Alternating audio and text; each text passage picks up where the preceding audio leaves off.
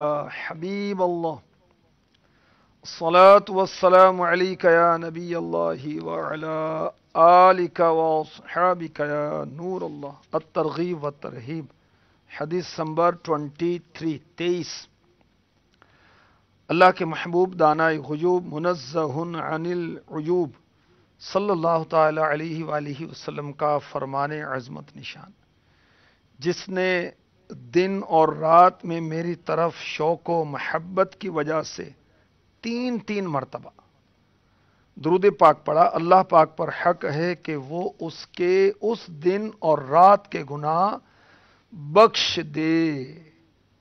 اعمال نہ دیکھے یہ دیکھا، محبوب کے کوچے کاہے گدا، مولا نے مجھے یوں بخش دیا۔ سبحان اللہ سبحان اللہ، صلو علی الحبیب صلی اللہ تعالی علی محمد وعلی آلہ وصحبہ وبارک وسلم۔ برکات مدینہ میں سے کچھ برکتیں مدینہ پاک کی انشاءاللہ پیش کی جائیں گی۔ انشاءاللہ سن کر ہمارا ذوق شوق بھی بڑھے گا اور شاہ مدینہ صلی اللہ علیہ وسلم سے محبت بھی بڑھے گی۔ جس سے محبت ہوتی ہے اس سے نسبت رکھنے والی ہر چیز سے محبت ہوتی ہے، اس کی ذات سے، اس کے لباس سے، اس کے چلنے پھرنے کے انداز سے، اس کے مسکرانے کے انداز سے، اس کے بولنے کے انداز سے بھی محبت ہوتی ہے۔ اس کا اشارے کرنا بھی اچھے لگتا ہے، اس کا بیٹھنا بھی اچھا لگتا ہے، اور اس کے خاندان سے بھی محبت ہوتی ہے، اس کی اولاد سے بھی محبت ہوتی ہے۔ جس سے محبت ہوتی ہے اس کے شہر سے بھی محبت ہوتی ہے۔ ہمیں آقا سے محبت ہے تو مکے سے بھی محبت ہے، ہمیں آقا سے محبت ہے تو مدینہ پاک سے بھی محبت ہے۔ اور مدینہ پاک کیا شان والا ہے، سبحان اللہ۔ بخاری مسلم شریف کی حدیث پاک سنیے اور مدینہ مدینہ کیجیے۔ حضرت سیدنا سفیان بن ابی زہیر رضی اللہ تعالی عنہ فرماتے ہیں، میں نے شاہ مدینہ صلی اللہ علیہ وسلم کو فرماتے سنا، یفتح الیمن فیأتی قوم یبصون فیتحملون بأہلیہم ومن اطاعہم والمدینۃ خیر لہم لو کانوا یعلمون۔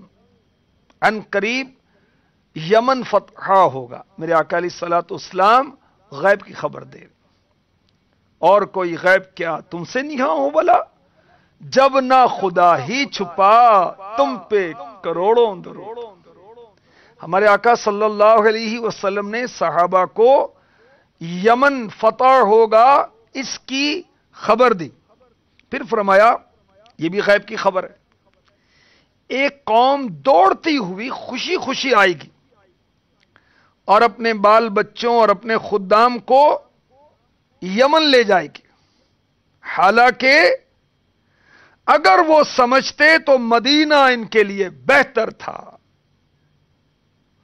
والمدینۃ خیر لہم لو کانوا یعلمون۔ ہمارے آقا علیہ الصلوۃ والسلام نے مزید غیبی خبریں دی۔ وَيُفْتَحُ الشام، عن قریب شام فتح ہوگا۔ فَيَأْتِي قَوْمٌ يَبُصُّونَ فَيَتَحَمَّلُونَ بِأَهْلِهِمْ وَمَنْ أَطَاعَهُمْ، ایک قوم دوڑتی ہوئی خوشی خوشی آئے گی، اپنے بال بچوں اور خادموں کو ملک شام لے جائے گی۔ وَالْمَدِينَةُ خَيْرٌ لَهُمْ لَوْ كَانُوا يَعْلَمُونَ، حالانکہ اگر وہ سمجھتے تو مدینہ ان کے لیے بہتر تھا۔ میرے آقا علیہ الصلوۃ والسلام نے صحابہ کو اور بھی غیب کی خبریں دی، فرمایا وَيُفْتَحُ الْعِرَاقَ، عن قریب ملک عراق فتح ہوگا۔ فَيَأْتِي قَوْمٌ یبصون فیتحملون بأہلیہم ومن اطاعہم، ایک قوم یعنی کچھ لوگ دوڑتے دوڑتے خوشی خوشی آئیں گے مدینہ پاک میں، اپنے بال بچوں کو، بیوی بچوں کو، اہل و عیال کو، اپنے خادموں کو عراق لے جائیں گے۔ وَالْمَدِينَةُ خَيْرٌ لَهُمْ لَوْ كَانُوا يَعْلَمُونَ، حالانکہ اگر وہ سمجھتے تو مدینہ ان کے لیے بہتر تھا۔ بخاری مسلم کی اس حدیث کے تحت مفتی احمد یار خان نعیمی رحمۃ اللہ تعالی علیہ، جو کہ بہت بڑے مفسر قرآن، بہت بڑے عالم اور مفتی گزرے، آپ فرماتے ہیں اس حدیث سے معلوم ہوا یمن، شام، عراق، غرض کے تمام ملکوں سے مدینہ منورہ بہتر اور افضل ہے۔ شہروں میں جیسے افضلوں نبیوں میں جیسے افضلوں اعلی ہے مصطفیٰ، شہروں میں بادشاہ ہے مدینہ حضور کا، شہروں میں بادشاہ ہے مدینہ حضور کا۔ مدینہ پاک عراق سے، شام سے، یمن سے، سارے ملکوں سے بہتر ہے، افضل ہے۔ ملک شام میں، پہلے ملک شام کی بہت بڑی حدود تھی، فلسطین بھی ملک شام میں شامل تھا، تو ملک شام میں ہزاروں نبیوں کے مزارات ہیں، بیت المقدس ہے۔ مفتی احمد یار خان نعیمی نے بڑی عشق بری بات کہی کہ سارے تارے شام میں ہیں اور سورج مدینے میں ہے۔ سبحان اللہ۔ آپ کو معلوم ہے چاند اور تاروں میں روشنی کہاں سے آتی؟ سورج سے آتی ہے۔ سبحان اللہ۔ اور مدینہ کیوں افضل ہے؟ مدینہ اس لیے عطار جانو دل سے ہے پیارا کہ رہتے میرے آقا میرے سرور مدینے میں۔ مفتی احمد یار خان نعیمی رحمۃ اللہ تعالی علیہ نے اس حدیث پاک کے تحت لکھا کہ تمام اماموں کے نزدیک، مسلمانوں کے جو بڑے بڑے علماء اور ائمہ ہیں، ان کے نزدیک مدینہ منورہ میں رہنا مکہ پاک میں رہنے سے افضل ہے۔ اور مزید لکھتے ہیں کسی حدیث میں مکہ معظمہ کے رہنے پر اتنا زور نہیں دیا گیا جتنا مدینہ منورہ میں رہنے پر زور دیا گیا۔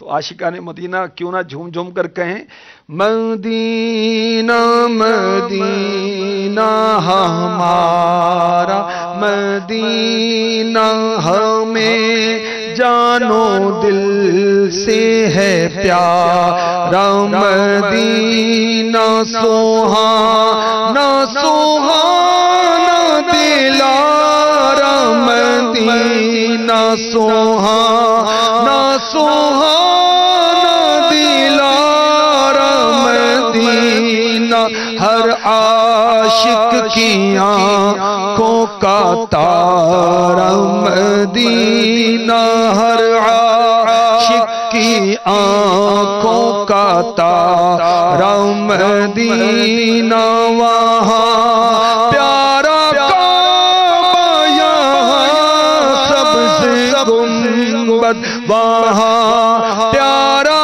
کعبہ، یہاں سبز گنبد، وہ مکہ بھی میٹھا تو پیارا مدینہ، وہ مکہ بھی میٹھا تو پیارا مدینہ۔ کیا بات ہے مدینے کی، سبحان اللہ۔ ایک اور حدیث پاک سنیے اور مدینہ مدینہ کیجیے، یہ بھی بخاری و مسلم شریف کی حدیث پاک ہے۔ حضرت سیدنا ابو ہریرہ رضی اللہ تعالی عنہ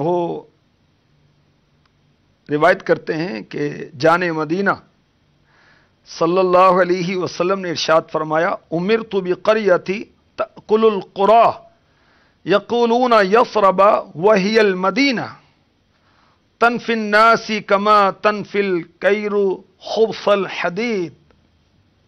مجھے ایسی بستی کا حکم دیا گیا، ہمارے آقا علیہ الصلوۃ والسلام نے فرمایا مجھے ایسی بستی کا حکم دیا گیا جو تمام بستیوں کو کھا جائے گی۔ لوگ اسے یثرب کہتے ہیں، حالانکہ وہ مدینہ ہے۔ مدینہ لوگوں کو ایسے صاف کر دے گا جیسے بھٹی، فرنس، بھٹی لوہے کے میل کو صاف کرتی ہے۔ تو غالباً ہمارے آقا علیہ الصلوۃ والسلام نے ہجرت سے پہلے یا بعد ہجرت یہ فرمایا کہ اللہ پاک نے مجھے مدینے کی بستی میں رہنے کا حکم دیا، یہ بستی ساری بستیوں کو کھا جائے گی۔ اس سے کیا مراد ہے؟ سنیں سمجھیں اور مدینہ مدینہ کریں۔ اس کا مطلب یہ ہے کہ یہاں کے لوگ تمام ملکوں پر فتح حاصل کریں گے، تمام ملکوں کے مال خزانے مدینے پاک میں پہنچیں گے، اور ایسے ہی ہوا۔ شام کے خزانے مدینے میں پہنچے، ایران کے خزانے مدینے میں پہنچے، روم کے خزانے مدینے میں پہنچے، اور مدینے پاک کے رہنے والے یہ دوسروں پر غالب آتے رہے۔ پہلے بھی قوم عمالقہ یہاں مدینے پاک میں آباد تھی، پھر یہاں یہود آباد ہوئے تو وہ عمالقہ پر غالب آ گئے، پہلے وہ غالب ہوتے تھے۔ پھر مسلمان مکے سے ہجرت کر کے مدینے میں آئے تو ساری زمین پر غالب ہو گئے۔ کیا بات ہے مدینے کی۔ مدینے پاک کے نام کتنے؟ 100 سے زیادہ نام ہیں۔ جس چیز کی شان و عظمت بڑی ہوتی ہے، زیادہ ہوتی ہے، اس کے نام بھی زیادہ ہوتے ہیں۔ میرے پیارے مدینے کے، میٹھے مدینے کے 100 نیمز، طیبہ، طابہ، بطحہ، ابتح وغیرہ۔ انشاءاللہ آئندہ آنے والے سلسلوں میں بشرط صحت و زندگی مدینے کے ناموں کے بارے میں بھی آپ کو عرض کیا جائے گا، انشاءاللہ دل مدینہ ہو جائے گا۔ ہجرت سے پہلے لوگ مدینہ منورہ کو یثرب کہتے تھے، اور اب یثرب کہنا منع ہے۔ بعض شاعر جو ہیں وہ یثرب لکھتے ہیں، تو یاد رکھیے اب اس کی ممانعت ہے۔ اور امام بخاری رحمۃ اللہ تعالی علیہ نے اپنی تاریخ میں فرمایا، جو مدینے کو ایک بار یثرب کہے وہ بطور کفارہ 10 بار کہے مدینہ مدینہ مدینہ مدینہ مدینہ مدینہ مدینہ مدینہ مدینہ مدینہ۔ مدینہ پاک لوگوں کو صاف کر دے گا جیسے بھٹی لوہے کے میل کو صاف کرتی۔ تنفی الناس کما تنفی الکیر خبث الحدید۔ یہ مدینہ پاک کی زمین کی تاثیر ہے۔ کیسی تاثیر ہے؟ کہ زمین مدینہ نے مشرکین کو مومن بنا دیا، مدینے کی پاکیزہ سرزمین نے کافروں کو مومن بنا دیا، اور جو کافر اور مشرک مسلمان نہ ہوئے وہ مدینے سے نکال دیے گئے۔ یہودی قبائل اوس و خزرج مومن ہوئے، اور بنو قریظہ اور بنی نذیر جلا وطن کر دیے گئے۔ اور بڑی عشق بری بات علماء نے لکھی، صوفیاء نے بتائی کہ اگر کوئی خبیث مدینے میں مر کر دفن ہو جائے تو فرشتے وہاں سے اس کی لاش کو دوسری جگہ منتقل کر دیتے ہیں۔ اس طرح کے واقعات اس کتاب کے اندر لکھے ہوئے ہیں۔ عاشقان رسول کی 130 حکایات، وہ لاشوں کے تبادلے ہوتے ہیں۔ جو بدعقیدہ اور گستاخ رسول، گستاخ مدینے میں مر جائے تو فرشتے لاشیں منتقل بھی کرتے ہیں، اور سبحان اللہ جو مدینے سے دور رہ کر مر جائے اور ہو عاشق مدینہ، اللہ نے چاہا اس کو فرشتے وہاں منتقل کر دیں گے۔ سبحان اللہ۔ اس طرح کے واقعات اس کے اندر ہیں اس کتاب میں۔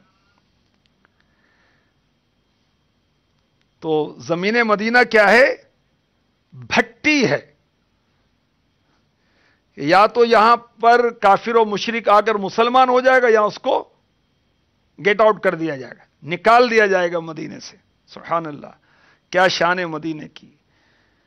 کعبے کی عظمتوں کا منکر نہیں ہوں، لیکن امیر اہل سنت کی کیا بات، عاشق مدینہ ہیں آپ، کتنی پیار بھری باتیں فرما رہے ہیں۔ کعبے کی عظمتوں کا منکر نہیں ہوں، لیکن کعبے کا بھی ہے کعبہ، میٹھے نبی کا روزہ، کعبے کا بھی ہے کعبہ، میٹھے نبی کا روزہ، مکے سے اس لیے بھی افضل ہوا مدینہ، مکے سے اس لیے بھی افضل ہوا مدینہ، حصے میں اس کے آیا میٹھے نبی کا روزہ، فردوس کی بلندی بھی چھو سکے نہ اس کو،